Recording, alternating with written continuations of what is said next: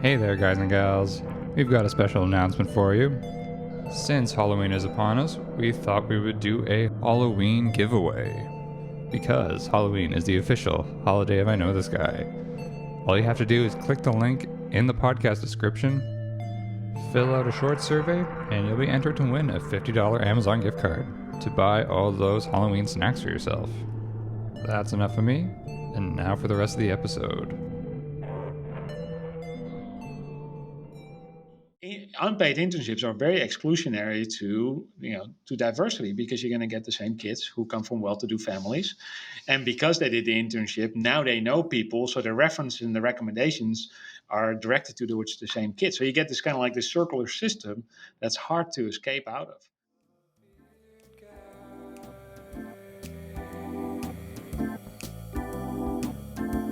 Hey everyone, welcome to another episode of I Know This Guy, the podcast where we dive deep into the lives of some of the most interesting people I know. Before we get started, please like and subscribe to I Know This Guy wherever you get your podcasts. By the way, my kids want me to say something about ringing a bell. What the hell's a bell?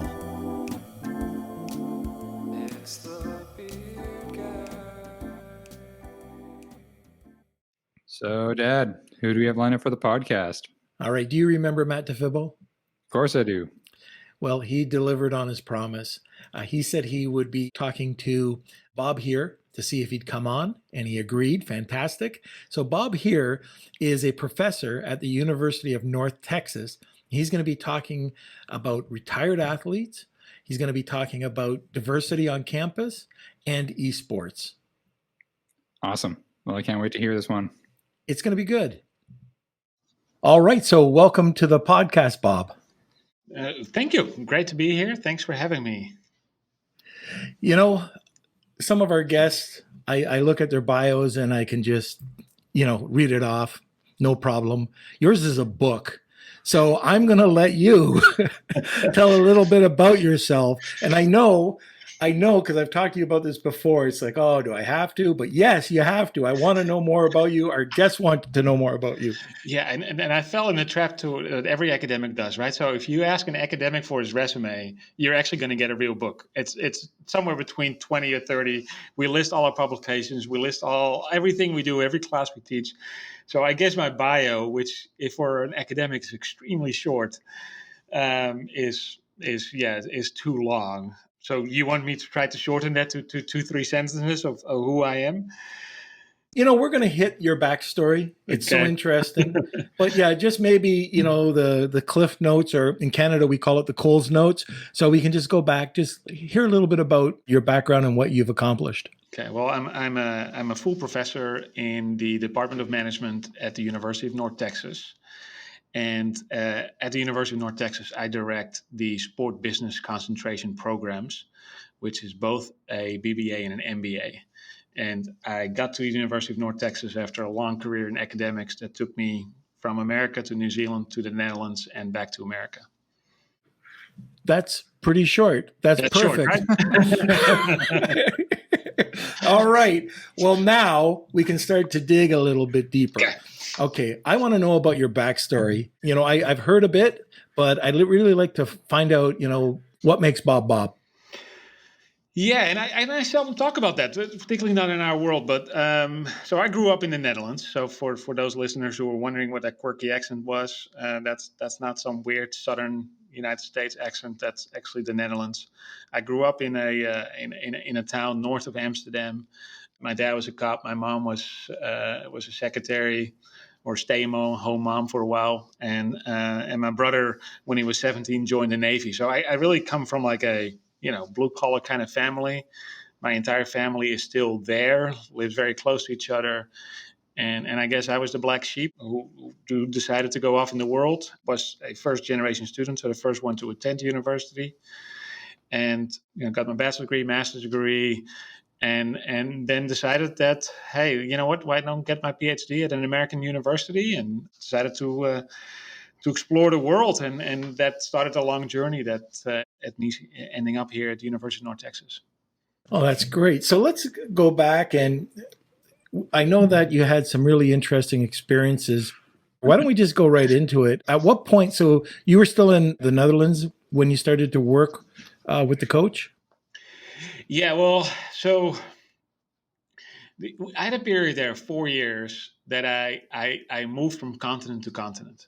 So when I finished up my PhD at Florida State University in sport management, I was not necessarily the most attractive job candidate. So the only job offers I got in the United States were from like small schools where I would be buried in teaching, and that would be it. That's I would be a lifer at a small college. But the one job offer I received that I applied for was from New Zealand, Auckland University of Technology. And they were the only school who said, hey, we'll let you do research and work on that as well. And I'd never been to New Zealand. I'd never been anywhere close to New Zealand. I got the job offer on a phone call, so they didn't even invite me to fly in. And I decided, you know what, let's just take on a new adventure and run with it. So I took that job in New Zealand, and I was there for 6-7 months when Johan Cruyff, who is probably the greatest Dutch soccer player of all time, one of the best players of the game, period, and also one of the most influential coaches of all time. He is unofficially the godfather of Barcelona. He built the first dream team. And he was just, of course, a childhood hero of mine. And when I was in New Zealand, they actually responded to it, open application I had in with him from like the year before, saying, hey, we want you to come back to the Netherlands and help us build this graduate program for retiring professional athletes. And so I was only in New Zealand for like 6-7 months when that came, and I said, okay, that's too good to pass up on. I love New Zealand. It's such a beautiful country. I had such a great time. People were so good to me, but I just can't pass up on it. So I left New Zealand after my first year there, started working for Johan Cruyff, and built that program for him. Now, being able to work with your hero, how was that? That year was remarkable. So first you have that moment when you're actually meeting your childhood idol. And I'll share this with you, right? When I was young, we kind of like had a running joke in our friends group. I don't know how that started, but for every big Holland national team game, we would have kind of like, hey, what do you think is going to happen in this game? And we would have this joke of saying, well, I called Johan, and Johan has said that this is going to happen. And I don't know where that joke originates from, but that was a running joke. And then suddenly he calls to ask you to work for him, and you have that moment when you meet him, and suddenly now you can tell your friends like, "Oh yeah, I spoke to Johan, and Johan thinks this." So that was really weird. The day I met him, I was never as nervous. I've never been that nervous again about meeting someone. After 30 seconds, you forget about it because he was a truly remarkable person, very social, very personal. He was one of those people that if he talks to you, you're the only person on earth, which I've met a lot of famous people since then. Is kind of the opposite of what the general trend is among famous people, because most of them are like a little bit standoffish because everybody wants something from them. So he was remarkable. I love working for him. His entourage and I struggled slightly a bit more in getting along, but like any entourage, though, isn't it?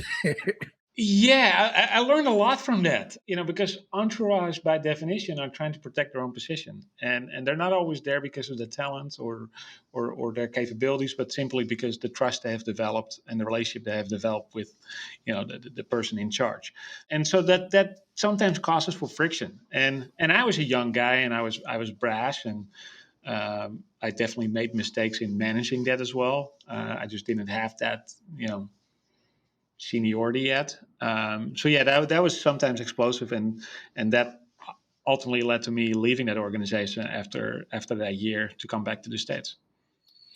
I'm just thinking of what you said just a little while ago about just being able to focus in and having him look at you and talk to you and feel like you're the only person in the room. Now, doesn't that make a great coach? Maybe that's the difference. He was a great coach rather than just, a famous player. Yes. And people joke about him that he became a coach when he was 19 years old because he kind of figured out the game already. He knew everything there was to know about the game, and he was the best player on the field. So by that time, he started coaching and changing the team and inventing this new style soccer that until today people still talk about. Some people credit the coach from back then for that style. Some people credit him, but he definitely had a big influence on what is called total football, where defenders attack, attackers defend, people switch positions. All that didn't really happen in soccer until the side that he played for really started to invent that and work with that. And if you look at the Barcelona team from now, or Liverpool, or any of these great teams, that's where it comes from. Interesting. So what did you have to call him? Coach? Johan. Yes. No, I started, of course, with Mr. Cruyff, right? Because, but no, he immediately was Johan, and this comes back to personality. That didn't feel weird after like a minute or so, because he was such a, and he passed away unfortunately a few years ago, but he was such a charming and interrelatable guy that he was Johan. Now that also must have opened a lot of doors for you. You were trying to get your research done, and meeting up with somebody with this type of profile. How did that work? Did you get to meet a lot of people? I did get to meet a lot of people, but I don't think it necessarily helped me too much, right? So when I left there after a year, which was probably one of the biggest disappointments in my life, right? Because in my vision, I would help them direct, manage, lead those programs, and in their vision, I would just develop curriculum, and that was it. And they would bring in an athlete to really lead these programs. And in that kind of negotiation or difference of opinion, I decided not to extend my contract and leave them. And that almost felt by burning bridges, because I left Holland again. Right? So that was the second time in my life that I left my home nation, which is not an easy thing to do. And it really took me a couple months before I had peace with that. It was almost, I was flying the Netherlands, to go back to America and build my academic career. But that was one of the most difficult periods of my life, to make that decision and leave my, what I thought would be my dream job, and to go back into academics. And now I'm looking back at it, and was definitely the right decision. But I didn't know that back then.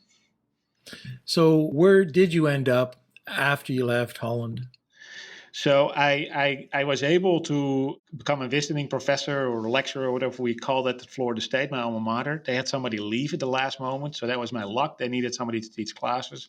So they said, hey, come here, and then, you got a year to apply for jobs and get a good job.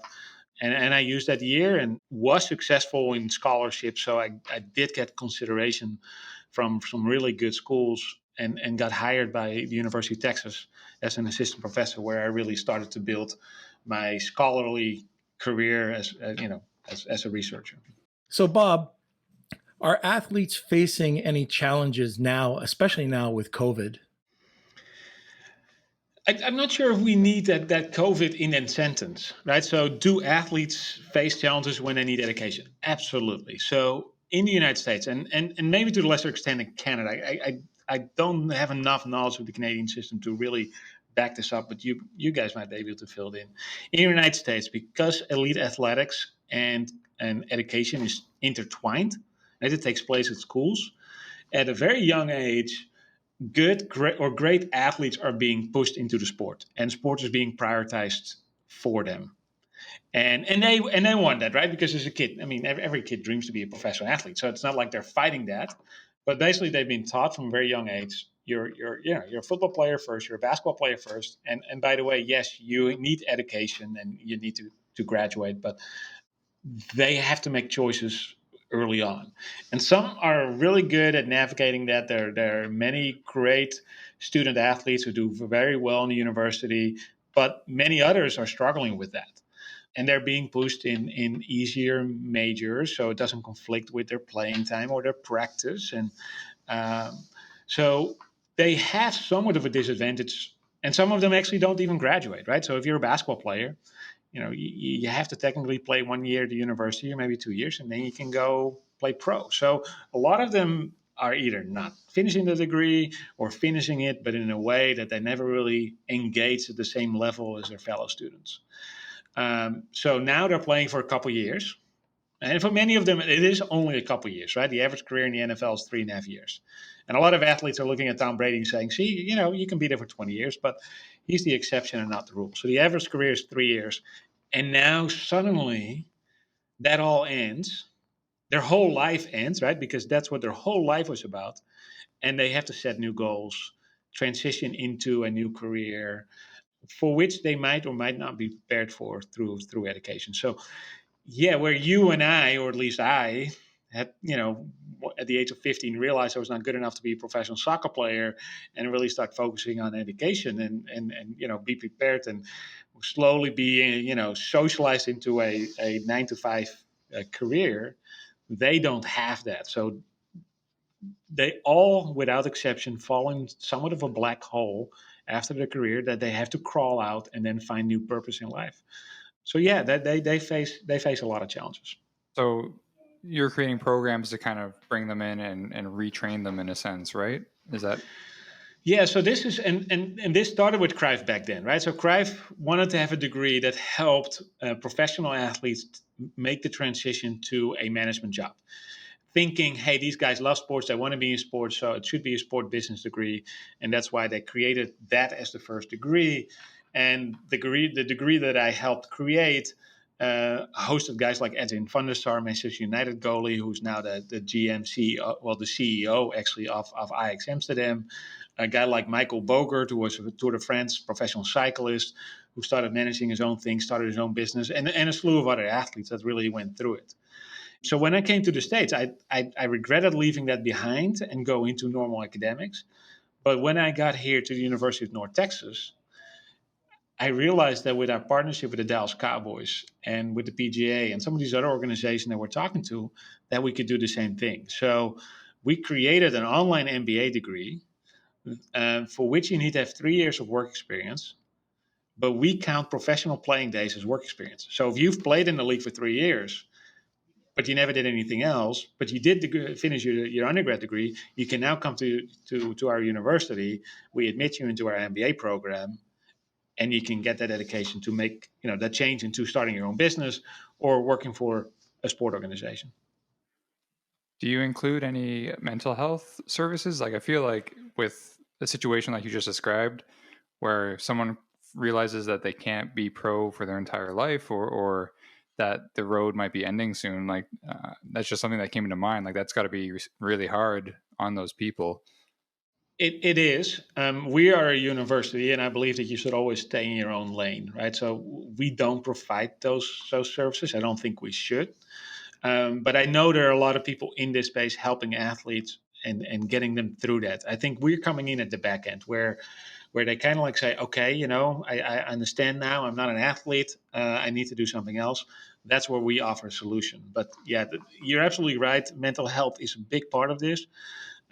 But I'm a university professor, so I think I should stick to what I know well. Just listening to what you were saying there, back in the, I don't know if it was early 2000s or if it kind of collapsed around 2008, but I was involved with a organization called the Executive Sports Club. It was out of Florida. I'm not sure exactly what ended up happening, but it was incredible. What it worked, the people who came out to the club, there was businesses that supported the club, athletes, usually I would call them C-level, B-level athletes. There were some A athletes that were in there, but I think they hit about 400 different athletes. And the reason why they had set it up is because athletes, when they were going into retirement, they were like a deer in the headlights. And they were able to get athletes to work with businesses, and they would help them with the psychological side of, coming out and leaving the sport. One of the things I had no idea about is how many athletes go bankrupt after they leave the sport and how quickly they go back bankrupt.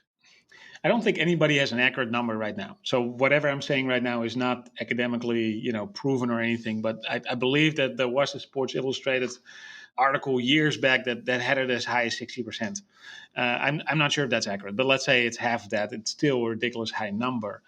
But you got to understand a lot of these guys, and I'm saying guys because it's often professional athletes in the higher revenue sports. With female athletes, it's a slightly different story, but the same thing can happen to them. But a lot of them are simply unprepared for a professional career. they overestimate their ability to remain active as a professional athlete. And they kind of like go into that rat race, right? So they report for rookie camp, or they report for training camp, and they see the quarterback, showing up in a Ferrari or a Lamborghini or whatever it is, and like, oh, I gotta get one of those things, and they don't realize that after the signing bonus, you have to get to your next contract past the first 3 years before you really start making money.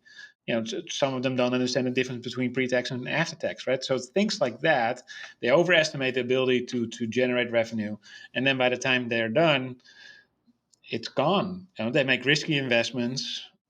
Yeah, there's a whole slew of problems there that.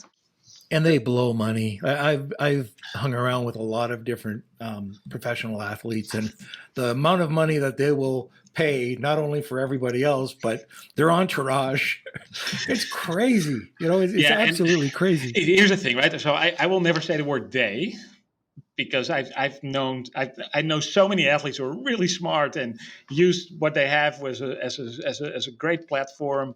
There are guys like Richard Sherman who negotiates his own contracts, who knows exactly what he does. Here at the Dallas Cowboys, we've got a linebacker, Jalen Smith, who's starting his own brands while he's still playing, has his own foundation, helping entrepreneurs. So there are a lot of athletes who understand this, but there are probably more who are not prepared. Yeah, I shouldn't generalize. Maybe it was the athletes that I hung around with. Yes, and entourage is an issue of it, and that comes from a good heart, right? A lot of people want are loyal to the people they grow up with, that helped them, that often protected them, and that they feel obligated to. So they're supporting people, but again, not understanding that how limited their first contract is and how far that carries them. And there are a lot of parties right now in the United States actually addressing that from a sociological perspective and are helping them. So we're not trying to solve all that, right? But what we're trying to solve is saying, hey, we can help with the education and get you better prepared for the next step.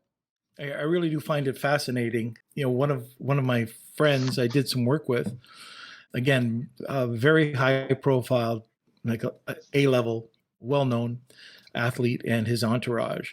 What I noticed, he had no problem spending the money. They grew up together. He took care of them like a family.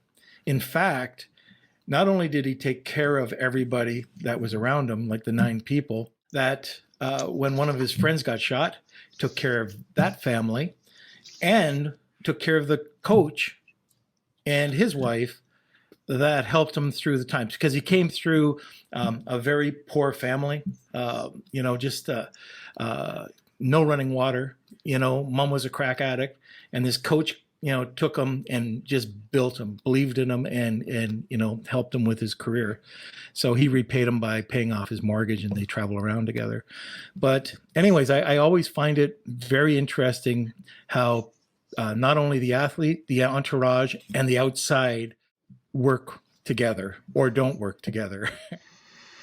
Yeah, I think sometimes, as the outsiders, we hear the train wrecks. I mean, and quite frankly, most sport fans love the train wrecks, right? I mean, that's juicy, that works well, and we're drawn by bad news. So we focus in on those poor cases.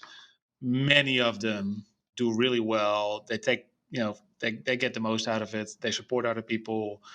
They're able to transform not only themselves, but the people around them, and levitate them. So I think in general, if you would do the research, the numbers might actually be more in favor of positive change than squandered opportunities. But nobody's done the research. So it's most of this is kind of like anecdotal. And yeah, there are some very famous train wrecks. Antoine Walker, who made $120 million as an NBA player, and was bankrupt before the end of his career. Allen Iverson, who has made a lot of money and squandered it all, and the list goes on and on. But on the other hand, you got guys like LeBron and Michael Jordan, who are already billionaires or are going to be billionaires, and know how to use the platform to do well. So I'm curious, can you tell me a little bit about the diversity of the student population and the challenges and advantages that they face? So University of North Texas is actually a majority minority school. they serve a lot of first-generation students. So the majority of our students are non-white. And unfortunately, in the United States, that often means that they're also coming from lower socioeconomic backgrounds. Their parents might not have attended the university. So for them, kind of like getting used to the university and socializing to it, that takes a little bit more time. But it's such a rewarding population to work with. And I mentioned this earlier. I'm a first-generation student. I had no clue what I was getting into. So I connect more so even with these students than I had at some of my other universities, where a lot of these kids kind of like knew what to do. They just told me, hey, what do I need to do to get my A? And that worked for them. But here you have these, blue collar kids who are like, hey, I'm excited to be here. I'm the first one who made it here. I want to make the best of myself. And the advantage for them that I see now is, let's face it, sport teams, they're on the business side, honestly have not done a good job recruiting and hiring diverse staff, diverse people. They struggle with that. And a lot of it had to do with the fact that sport teams, if they post a position, they get 60,000 applicants because everybody wants to work for their favorite sport team, right? I mean, what's more fun than tell your buddy saying, hey, I work for Farmers Insurance, or hey, I work for the Dallas Cowboys? It's simply more fun to say the second one. So whenever they put out a position somewhere, and they don't do that for this reason, they would get thousands and thousands of responses. So they hire basically on two things. One is internships, and then second is recommendations. Now, the internships are often unpaid internships, again, because so many kids want these internships, they're willing to do it for free. But, if you are a student from, a lower socioeconomic background, like I was a bartender throughout college. I had to work. I didn't have time for an internship because I had to make money. So unpaid internships are very exclusionary to diversity, because you're going to get the same kids who come from well-to-do families, and because they did the internship, now they know people, so the references and the recommendations are directed towards the same kids. So you get this kind of like this circular system that's hard to escape out of. So if you look at diversity within sport teams, they're not doing a great job. And this is where our university, we're really proud of the fact that we have such a diverse population, because now we can actually connect the sport teams with these kids.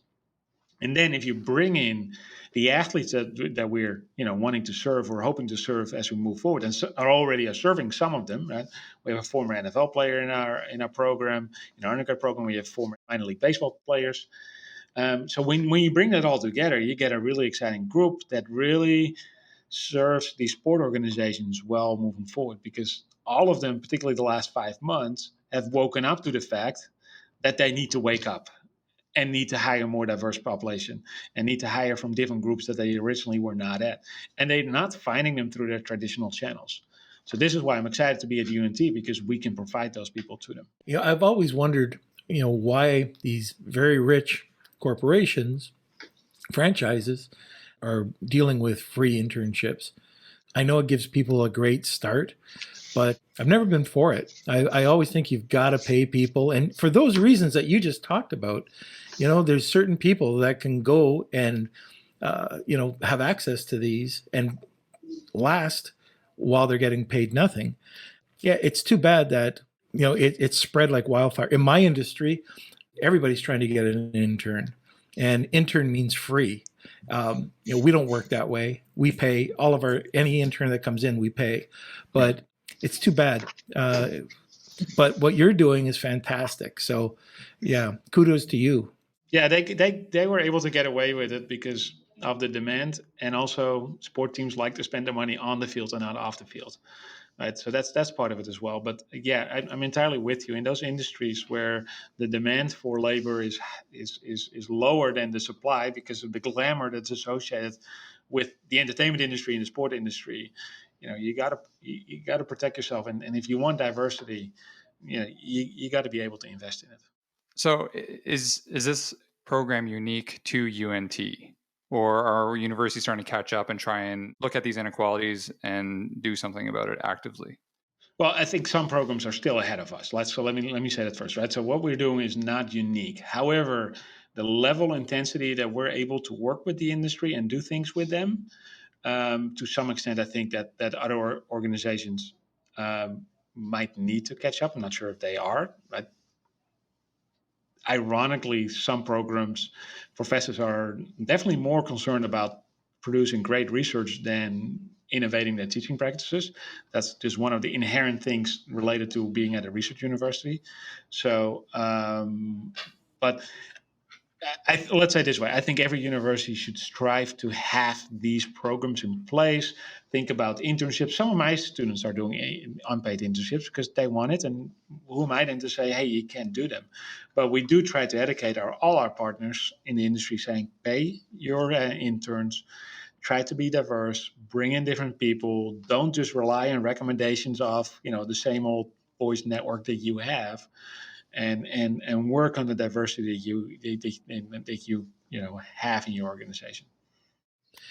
So I want to go back to the COVID question because, like, at least I can talk hockey. So hockey, up here in Canada, we follow it like a religion. What I've seen is you've got the junior level people that get drafted. So how is this going to affect? So they've worked all their lives. They get drafted onto an NHL team. They're, heading out to camp. And all of a sudden, for whatever, 6 months, their career comes to an end. And all of a sudden, another group of draftees, are there. I mean, it must be tough on the sport or on the athlete. Oh, absolutely. And I think that the toughest it actually is for those people who, you made a classification of A, B, C athletes, kind of like the C athletes who really never make it, right? Who kind of get stuck on a minor league level, or kind of like never get the contract. And they are the people who put it in just as much time as the star athletes, or maybe even more, and they never get the payout. And for them to kind of stop trying is extremely hard, and to switch that knob and say, okay, I'm done. I'm going to do something else. Yeah, a lot of them are not able to do that, and they hang on in making very little money for a very long time in the hopes that one day it will change for them. What about the growth in esports now? Are you seeing a shift where it's exploding now that we're sitting at home? Yeah, I mean, I actually had a conversation about today with somebody who knows the industry very well. There's definitely continued growth now. But I think that if you talk about esports and, you always ask your people if you know a guy. I know a guy, and I can introduce you to him, and he can talk about the esports world much more informed than I do. But I think what I will say is people don't understand the difference between esports and video gaming. So the video gaming industry is enormous. And the video gaming industry is bigger than the movie and music industry combined nowadays. That's how many people play video games. But that's not esports. And so esports is actually that little slice of people who want to play competitively and can generate revenue by making other people watch them. And the people who watch other people play video games is still much lower. And more problematically, people are still trying to figure out how to monetize that behavior beyond Twitch or YouTube. So Twitch and YouTube make money. Video game companies make money, but they make it out of video gamers and not necessarily esports, although it's a nice branding opportunity. But there are very few people outside those groups that actually make money in the esports industry. So it's still unclear where this is all going to go. Is it popular? Absolutely. Do they have millions of people watching? Yes. Are people making money of it? Not that many. Do you see any related cultural shifts once COVID settles down? Yeah, right now I think most sport teams are in crisis mode, right? Because they are one of the hardest hit industries. They were the first one to close. They will be the last one to successfully open. What they're doing now is a patch, right? So, I think that the Stars are playing the Colorado right now, right? The Avalanche right now for their playoff game. And yeah, people will watch on TV, but you have nobody in the stands. There's a big source of revenues missing. Sponsors are struggling. Well, sponsors are also complaining because they don't get their impressions. So sport teams are all in crisis mode, and regardless of sport, because of lacking revenue. And so the world after COVID is unclear. I think that right now sport teams are just trying to survive, and we'll see what happens with attendance. I mean, if we have a vaccine, I don't think that necessarily 100,000 people are going to be comfortable sitting in a stadium. But I don't know how people think. So we kind of like have to see how that's going to play out. If the old business model of cramming as many people into a stadium and make them pay for it is going to continue to work. So yeah, I think there are going to be sports that struggle. I think there are going to be sports that are going to be fine. I think there are going to be sports that do better. Esports will do better. I think NBA will be fine. I think the NFL will be fine. I think baseball will have an even harder struggle going ahead because they're so dependent on attendance. And so yeah, it's not a good time to be in the sport industry. Yeah, it's interesting. Hayden and I both love F1. Anyways, what they were able to do, so we're all kind of bummed, with any sport that they weren't doing it. Then we saw an interesting marketing plan, a little campaign where the drivers would actually use EA Sports and compete against each other, which was kind of fun. It was kind of silly, but now they're back on the track. And they took advantage of the sponsorship opportunities by covering all the stand. And because it's not something that you would see like in a baseball game where, the fans are kind of interacting and the cheering, you don't hear that in a F1 race. So it's interesting to see how they use the stands as a marketing tool and how they played the game, just trying to, keep the interest in F1. I think they did a really marvelous job. Absolutely. And I think when you look at a television audience, particularly for a sport like Formula One, it doesn't hurt them. And in fact, I'm assuming that television ratings are slightly up compared to any other year, because what else are people going to do? Right? They can't leave their house right now. So I think they're fine there. But you got to keep in mind. So, last week they were at Spa-Francorchamps, right, in Belgium. Normally you have 300,000 people attending. So that's 300,000 people times, $300 for a ticket or something like that. Right, so is that 100 million? I'm doing that by heart, kind of like close to 90 million, or maybe I'm 10, maybe too much, but I think it's like 90. That's that's a lot of money, and you're not getting that now, right? So yeah, you can appease the sponsors, and sponsors understand this as well, and these contracts are complicated, and but now you're spending all your time on your existing sponsors. Who might or might not renew after this, or might go bankrupt, you don't know. But you definitely don't have time to go after new sponsors. And you don't know what your value proposition is. So even then right? So, and I think Formula One has done great. NASCAR has done great. NBA has done great. NHL has done great. But they're all losing or missing out on a lot of revenue that normally comes in. So it all depends then on how high the contracts are and what other kind of financial commitments they have. Now, have you ever heard of Philip Yang? I have not. Wow. We had him on last week, wasn't it, Hayden? Yep. And so anyways, he's an urban planner. He just makes big cities better. Anyways, he was talking about, like, based on his research, cities to grow and thrive have to have the landscapes, the government, and residents kind of all work together to have a successful city. So he's in Sao Paulo. And anyways, he's been doing some projects over there. Do you think to have a successful sports franchise that you need those three components?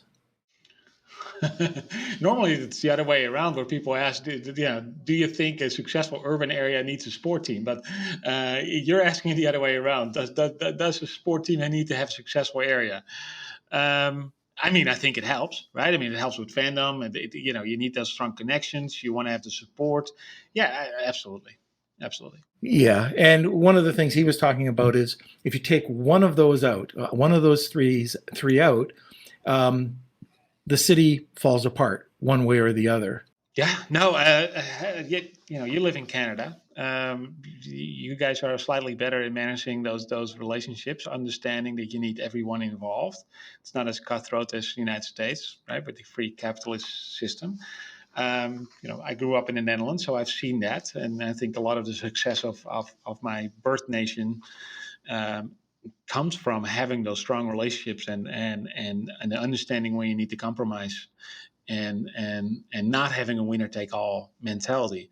If I look at the Dallas Cowboys, right, our partner at the University of North Texas, they actually have done really well in their relationship with local governments here, managing that. They built their headquarters here in Frisco, where we are located. They built that in full partnership with both the city of Frisco and the Frisco high school system, in which their training facility became a high school football stadium. And, for those listeners that don't understand how popular high school football is in Texas, but high school football actually needs stadia in Texas because, you easily get 10, 15,000 people attending. And so the Cowboys partner up with the ISD and together they built a stadium / practice facility that the Cowboys are using. And then they built a whole mixed media, mixed usage area around it with restaurants, hotel, and all this other stuff. It's a beautiful illustration of how a city or public entities can successfully partner with the sport team. And is that why so many other sports organizations are interested in Frisco? Yes, Frisco is extremely pro-business. They set out about 20 years ago, they set out to be a destination. They didn't want to be a sleepy suburb where people drive back and forth to Dallas. So they figured out, it's like, okay, how can we become a destination? And they realized that they were in Heartland, United States, Heartland, Texas. There are no mountains, there are no beautiful beaches. So if you want to be a destination, their solution was, we need sports and sport events at all levels, right? So from, little youth sport, little league events to the big events. That's where they started the growth, and that started with Toyota Stadium and FC Dallas. That was built in Frisco when there was nothing else here. And it started with a minor league baseball team, the Frisco Rough Riders, and then a arena for a minor league basketball team. And from there it grew. So at some point they got the Cowboys to build their headquarters here. So the Cowboys play their games in Arlington, which is southwest of here. But the rest of the time they're here in Frisco. And now this coming year, or the last year, the PGA of America announced that they're moving here to Frisco. And they're building a 36-hole championship course, or two championship courses, a resort, hotel, and all that. Again, in full partnership with the city. So the city has always made sports a priority, and that's what drew University of North Texas to Frisco as well. The growth here, the pro-business attitude, and that's how I ended up here in Frisco, because the University of North Texas wanted to have a sport business degree that allowed them to kind of really partner up with all these great things that are happening here in Frisco. Yeah, I love what Vegas is doing as well. I would have never have thought Vegas, a tourist town, would have ever become a sports mecca. Yeah, and I think that what people underestimate, and I was one of them, is, it's a big city. There are actually people living in Vegas. It's not just tourists. There's actually an entire city around it, and those people want to watch their sports as well. So, aside from the fact that you have great partners in hospitality and entertainment, you also have actually a pretty big city that's still growing and is attractive to live in for a lot of people, and these people want their team. So, it makes perfect sense. And they can spend lots of money. Yeah, but you mentioned COVID earlier, and I don't think there's been a bigger victim of COVID than Las Vegas. Right? So the hotels are empty, the casinos are empty. I assume, I haven't been there, but I assume that if there's one city who really struggles through all this, then I would think it's Vegas. All right. So what are the other factors that determine the success of a franchise? You're asking the $1 million question, right? So there are a lot of new sport teams now are like, let's see what he says. I think that the first thing, that there are different layers to this. So first of all, a successful franchise is defined by the popularity of the sport, right? So the successful franchises are hockey, football, basketball, and baseball. And soccer to some extent, but it took soccer 40 years to get where they are right now here in the United States, and they still have ways to go, but they're doing well. But that shows you how long it takes to build something. And MLS took a long time to really take off, and that's because sports is really about history, about narrative, about stories. You're selling stories to people. And so if you're new, it's really hard to do that because you don't have those stories you can sell. And so with the Cowboys right now, extremely popular team, they haven't won the Super Bowl since 95. Right? That's a long time ago. But people are still excited about the Cowboys, still believe in them. And they have those, amazing stories. They're brand heroes from yesteryear and, whatever we call that.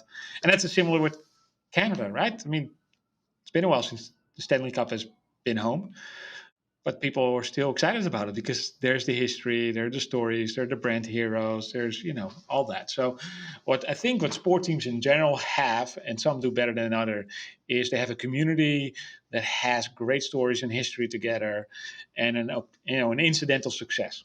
And yeah, you need the success now and then, but it starts with having a great community. I'm still waiting for Buffalo Bills to come back. Well, maybe this is the year, right? I mean, Tom Brady finally left. Who knows? I think they're a couple years away still, but it would be great. I mean, honestly, as a league, you need that, right? You need rotation between great teams and poor teams, because that's what North American sports in general do much better than European sports. And in North American sports, anyone can win a championship. And historically, if you look at that, most teams have won, a championship at some point. But in Europe, it's the same 3, 4, 5 teams who win every year and every year. Bayern Munich has won 9 out of the last 10, Bundesliga championships. Real Madrid and Barcelona among them have like 80% of all the Spanish championships. That's not that much fun, right? And those are the only teams that matter. So I think North America does really well by ensuring that one year it's this team, one year it's the other team, and even the most successful teams only have a small percentage of the overall championship. Is that by design? Oh, absolutely. Absolutely. And you can see that even by looking at it, right? So baseball historically was the biggest league, and they had the least amount of competitive balance measures because they didn't have to. And it was harder for them to implement that. But a newcomer like NFL that struggled early on for like 40, 50 years, people tend to forget that. But, NFL been in business since, the 20s, the 1912 or something like that, or whatever it is. They struggled until like 1969. That's half a century that they struggled. But that's why they did all those competitive balance, because they realized that every game should matter and every game should be, any given Sunday, that saying comes from that. They wanted to make sure that everybody's competitive and that everybody has an equal chance, because that means that all the fans from every team will tune in every year. Hayden, you want to tune in? Sure. You're being very quiet today. I'm just taking it all in. All right. So actually, one thing that maybe we can hook back to that I made note of, are there any changes in sports education that you'd like to see going forward? I'm glad you bring it back to education, right? Because ultimately, I love these current issues, but if you look at sport management as a discipline, right? So sport management got invented back in like the 60s when the owner of the Dodgers said, "Hey, I need people to be trained to work for my organization, and I want them to be more specialized." And that's where kind of sport management came from. It started to really become a true discipline in the 80s when they founded the North American Society for Sport Management, which allowed scholars in this field to come together and talk about research and push research forward. And honestly, it didn't really come into full maturity until the 21st century, 2000, somewhere around there. You really see the research take off. You see programs exploding, and now it's a true legitimate discipline in its own way. You have hundreds of schools who offer the degree in some capacity, and then it's an exciting field to be part of. It's very industry focused, but in its own way, it's a educational field in which people do scholarship and teach classes. So how come it took so long to get implemented? The importance of these changes in sports education, wasn't there a need for it, or didn't people realize that there was a need for sports education earlier on? Well, I mean, I think we've always had physical education. But think about this from an historical perspective. When did the sport entertainment industry, which has been driving this field, really become worth more? Well, that was not until the 60s and the 70s when people started having TVs and really started to watch games en masse, right? So before that, it was an attendance-driven industry, which was relatively small peanuts compared to other industries. But once kind of like TV took off, and then a decade later, when sponsors realized the power of sports on TV and started to latch on, once that entertainment industry complex started to take off, that's when there was a bigger need for education as well, and people understood that business and learned how to do sales and learned how to do sponsorship and all that. So I think actually it wasn't that far behind. It followed that kind of growth of the industry in general.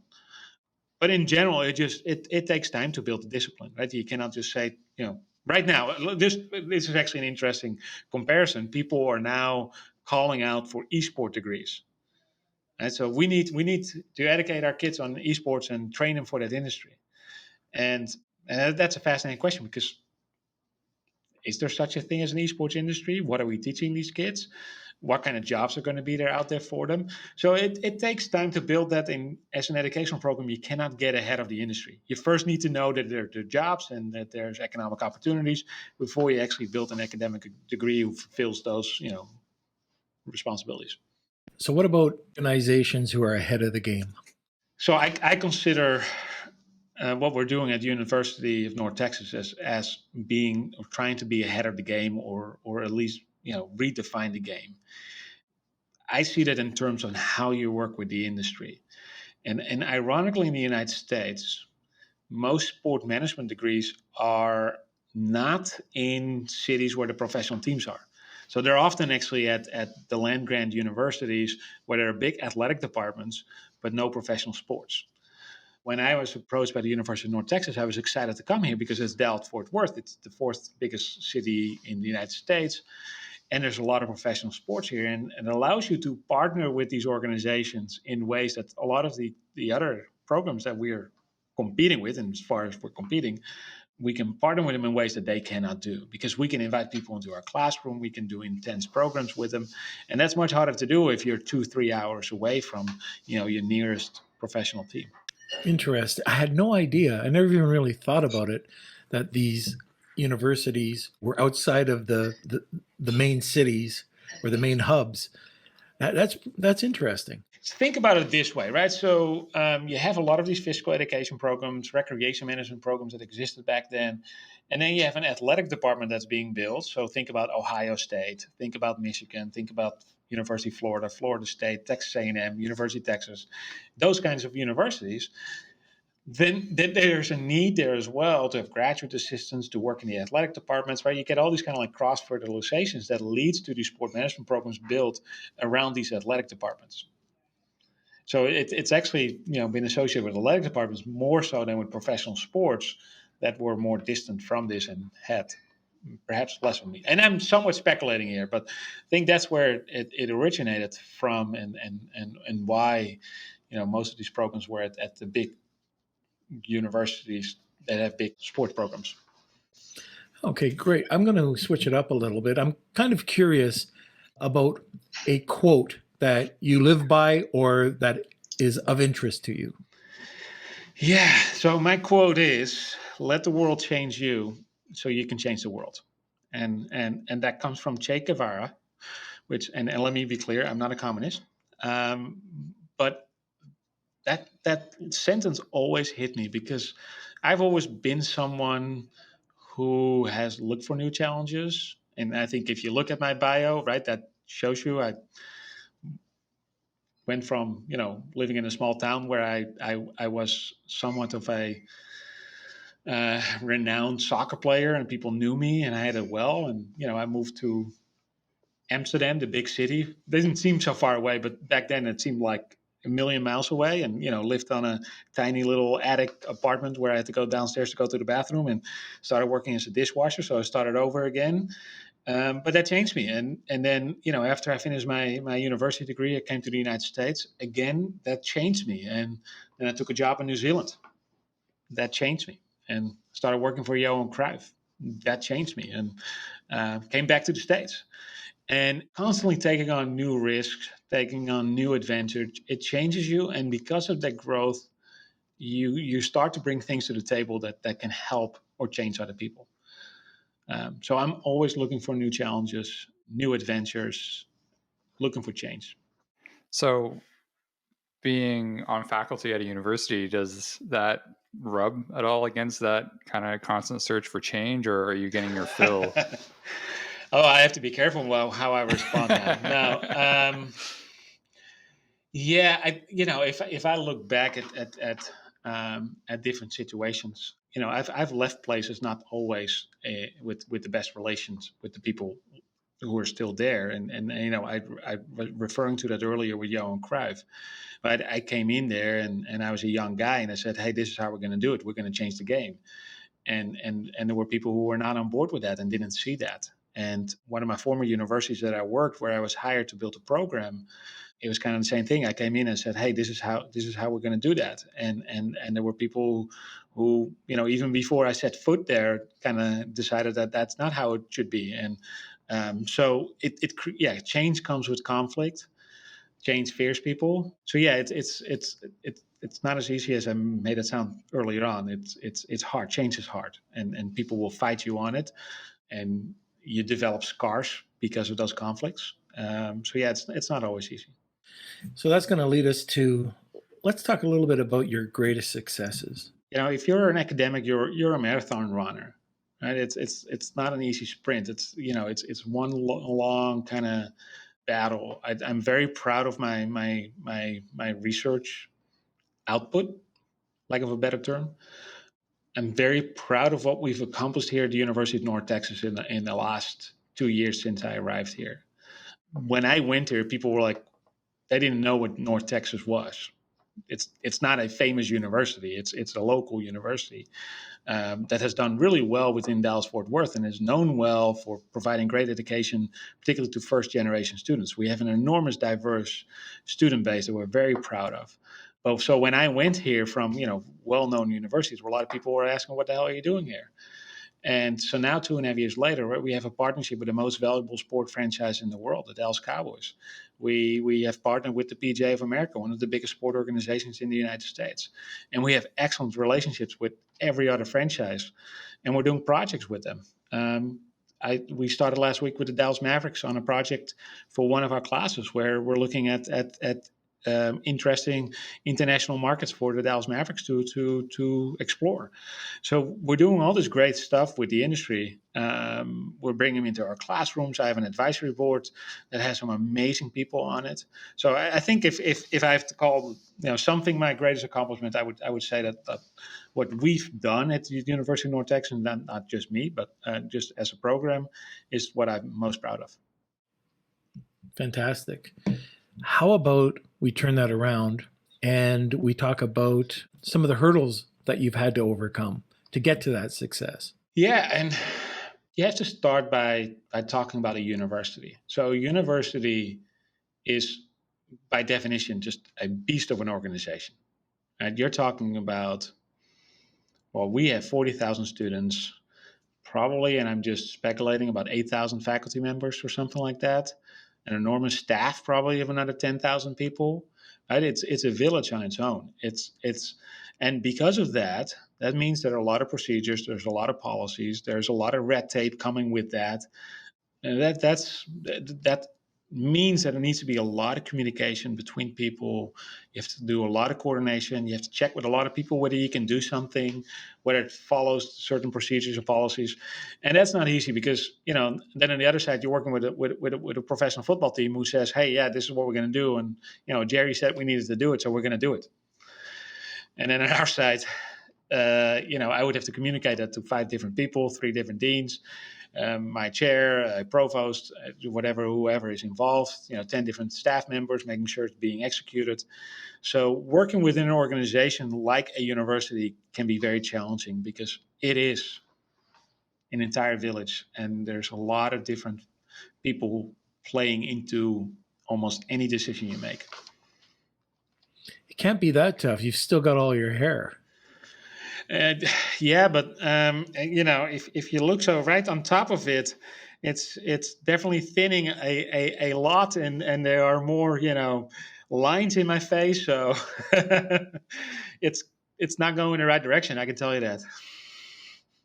but it's still there. Take a look at me. It's yeah. So who knows? Maybe when I get to that point, I might try to make up for it on the bottom side as well a little bit more.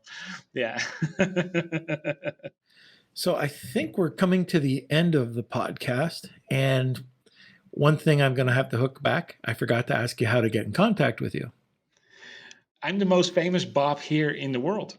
So if you know how to spell my name, Bobheere, and you Google me, I should be the only one who's populating your Google screen. So you can find me there. My email is bob.heere@unt.edu. But yeah, there are not a lot of Bob Heeres in this world. So you're good there. Bob, there's a question that I ask every one of our guests at the end of the podcast. And that question is, do you know a guy?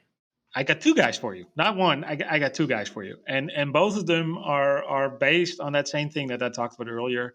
We want athletes to be able to successfully convert into a business career. We want to help with that, and these two guys both have done an amazing job to transform into something entirely else, find new purpose in life, and be very successful. So the first guy I have for you, his name is Brian Demarco. He's a former NFL lineman. He suffered a gruesome injury. Took him a year, I think, to walk again. Started his own company, sold it successfully, and now started his second company. And Norm, you will appreciate it or not, but he might actually have a more impressive beard than you do. So I think you guys can just talk about beards for about 15 We're going to have a beard off. You're going to have a beard off. And so that's, and I love his story. It's so inspirational, and he's a great guy. So you're going to hit it off with him. But then the second guy is from a completely different angle, but his name is John Davidson. He's a former professional skateboarder. And that's such a great niche sport that you really don't know what to do with. And you can't really imagine, well, what does it mean to be a professional skateboarder? And from there, kind of like took his career into esports. And he's now with PRG, one of the biggest event production companies in the world, where he heads their esports efforts, helps them trying to make sense of this world. And he's also the president of the Esports Trade Association. So when I mentioned earlier, I know people who can talk much more eloquently about esports than I do. He's your guy. Oh, both sound fantastic. I can't wait to interview them. So, Bob, I got to thank you. This has been very informative. I've learned a lot just talking with you today. You're a great guy. So thank you so much for being on the podcast. It was my pleasure. Thank you for having me. Hey there, guys and gals. That concludes our interview with Bob Heere. Make sure to tune in next time for our interview with John Davidson. John is a former professional skateboarder. He's extremely involved in the esports communities and recently launched Davidson Learning Company. So make sure to check it out. Also, check out the link in the description for our Halloween giveaway. Just click on the link and you'll be guided through the rest of the process. That's enough of me, and I'll see you next time.